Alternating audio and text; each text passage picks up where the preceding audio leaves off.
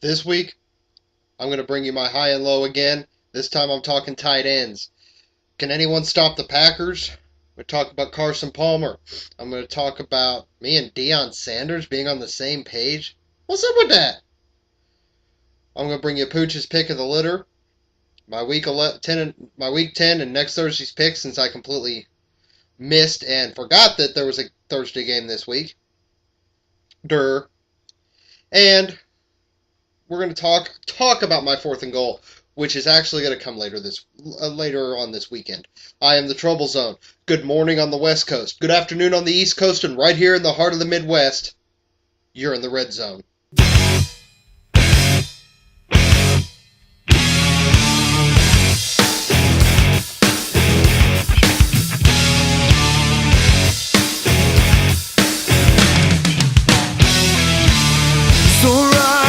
At night, your man is high on life.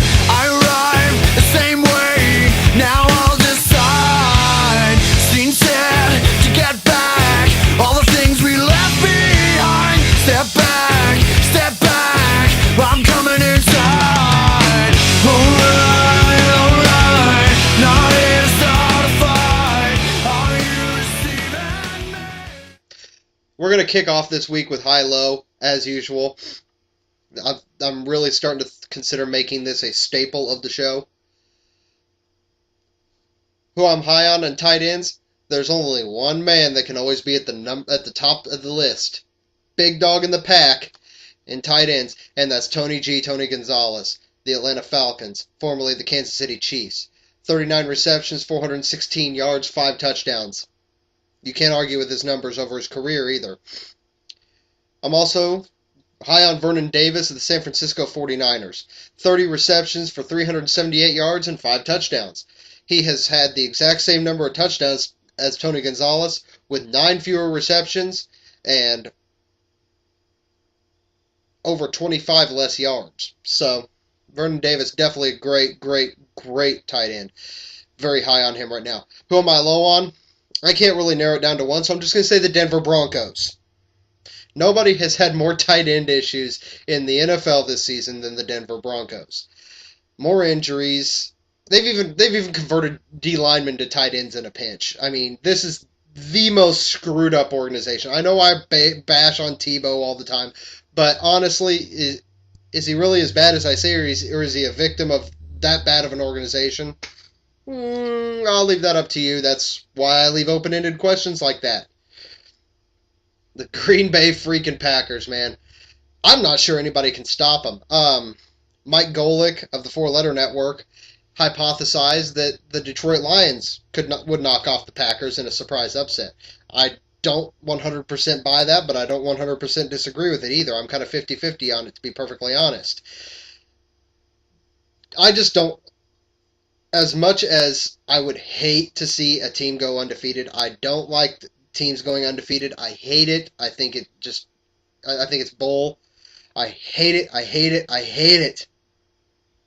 But I think the Packers stand the best chance of doing it out of anybody that I've seen here recently. Hey, Charger Nation. What's up with that? What happened to you, huh?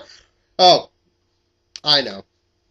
You're coached by Norv Turner, and your quarterback is Jamie Crimea Rivers. While on the other side of the ball Thursday night, you had Carson Palmer, who's definitely gaining ground learning the Raiders' offense. Oh, man. And led the Raiders take the lead back in the AFC West. Palmer's stats this week, 747 yards. Oh, excuse me, no, this is the season, 747 yards, 5 TDs, 41 out of 76 passes is his completion to the attempts ratio, 53.9% completion percentage, and 71.5 passer rating. So for all you Bungles fans who said, good riddance, Carson Palmer. Raiders are saying, yeah, good riddance. Yeah, good for us. How in the hell is one of the players who throughout his career I hated more than I actually hate Tim Tebow, Deion Sanders, and I on the same page? Well, that's an easy answer. Sanders has gone public yet again to rip on his former franchise, and this time he's going after Jerry Jones, saying that Jerry Jones gives fans false hope. Wow, Dion, where'd you come up with that? It's only been a fact for the past 1,000 years that Jerry Jones has owned that franchise and been alive. America's team. All right, right off the bat, that gives false hope. Oh, but Tony Romo's a great quarterback. False hope. Jerry, shut your mouth and stay in the owner's box. You don't need to be talking. And just like Dion said, all you do is give fans false hope. And let's be perfectly honest. Cowboys fans, they don't need anything more to be that arrogant about. Don't mess with Texas. Don't even get me started. You'll get me back in about Texas. You'll get me started in like I was in my previous show when I talked politics and news, as well as sports. I'm not a big fan, especially of Dallas Cowboys. Pooch's pick of the litter this week, brought to you by Matt, Big Dog of the Pooch Poochio. He's saying his pick of the litter this week. Him and I are going to have a talk about this because this is a no props for Trubl Zone here in the red zone. But, oh well. Tim Tebow, quarterback, Denver Broncos. Say what you want about him. These are his words, not mine. Say what you want about him. He always seems to find a way to pick up fantasy points every week. He faces KC this week, who have struggled with quarterbacks this year. Last year he scored twice in 3 plays against the Chiefs. All true. But I think he's going to be in Tom Bahali's sides. That's just me. His run to the litter, Percy Harvin, wide receiver, Minnesota Vikings. Quote, I liked him better when he had migraines. Yes, Ponder is getting better, and yes, the Packers will have a 60-3 lead at halftime and fall into a prevent defense. But I still say Harvin needs to put his money where his mouth is before I start him again. He has no receiving touchdowns this year. So the Pooch is saying, sit Percy Harvin, don't put him out there. His future alpha male, Christian Ponder, quarterback, Minnesota Vikings. As you recall, I was high on him when I did high-low for quarterbacks. I still am high on Christian Ponder. Quote, yeah, he's not a fantasy starter yet, but he will be. If you are in a league that starts 2 quarterbacks, Ponder needs to be owned. So, there you have it. Pick up Christian Ponder if you can. This week's picks. And no, I'm not going to forget next Thursday's game this time. Trust me. I'm taking Philadelphia at home over the Desert Rats. That is a lock. Desert Rats are horrible. Kevin Cobb is lame. I'm taking the Douche Skins on the road over the Fish. We all know I don't like the Washington Redskins, but I don't like Miami's chances against them at all. Miami has screwed up and beat the Chiefs and lost their suck for luck campaign. But here's one thing, and I don't mean to get off topic, but you all know I do this all the time. I have a conspiracy theory about the Chiefs Dolphins game. I believe the Indianapolis Colts actually paid Todd Haley $500,000 and paid any and all fines that he could get for that growth on his face to throw that game. Why?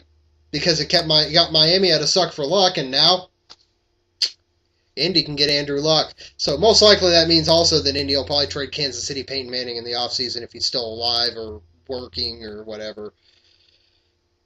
Yeah, I know. I can come up with an excuse for anything. I know.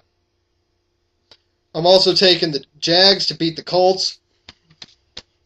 Duh. Easy. The Colts are that bad. They really are. I'm taking the Chiefs over the Broncos. Look, Chiefs looked like crap last week. But whenever they have a game like that, they tend to come out really ticked off. So I look to see Tom Bahali at least get 2 to 3 sacks on Tim Tebow in this game. I see Kansas City probably winning it by a field goal at the least. Of course, that's really the least you can have, but still. Chiefs to win. Go Chiefs. Don't let me down this time. I swear to God, Todd Haley, I will be all over you the entire offseason. Sorry, I'm better now. Taking the Steelers over the Bungles. Let's be honest, it's the Bungles. They are looking better. They are looking fairly decent, but it's the freaking Steelers. They, 2 weeks ago, beat the living crap out of the Patriots, okay? Taking the Bills over the Cowboys. Look, Dallas is not a horrible team, but they're not a great team. The Bills are not a horrible team, but they're that much better. But they are that much better than the Dallas Cowboys. I'm taking the Saints over the Falcons in Atlanta. I just think the Saints are it. They are the bomb. They are going to take that division. I'm taking the Browns at home over the Rams. Another I'm also taking the Texans over the Bucks. That could kind of go either way. Taking the Panthers over the Titans.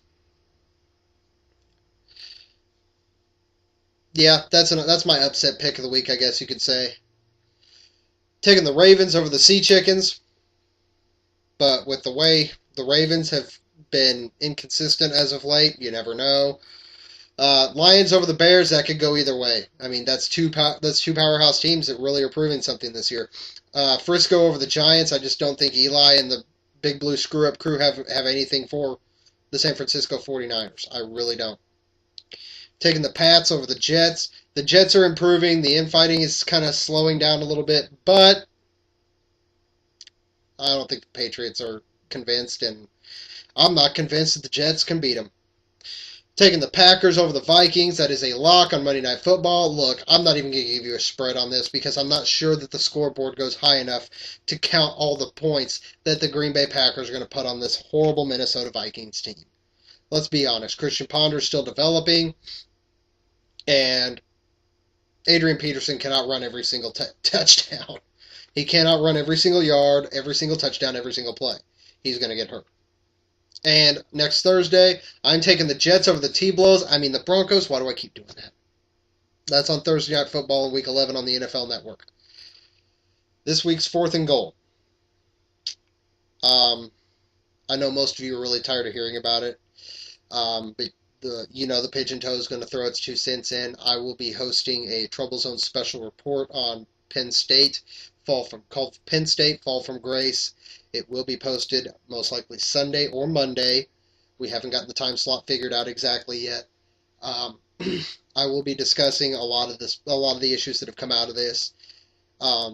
This is probably going to be the first actual piece that I have done in all seriousness since coming to the Toe. A lot of my stuff is laced with sarcasm and very much, play along anger. I rip on popular sports figures because I can and because it's amusing. But this is a situation that really needs to be handled very, very. What's the word I'm looking for? Very seriously and very professionally, and I will be hosting the Trubl Zone special report, Penn State University, Fall from Grace, and you can expect to see that posted here at the Pigeon Toe within the next few days. It will feature commentary from Carlos Sandoval and Josh Wack of the Pigeon Toe. It will possibly feature commentary from Sniper Graphics, the graphics guru of the Trubl Zone, as well as a written statement from a special guest. I am the Trubl Zone. I will see you later this weekend when I do that special report. Put the ideas of Penn State out of your mind. Enjoy yourself some college football this weekend. Enjoy yourself some National Football League. Zone out!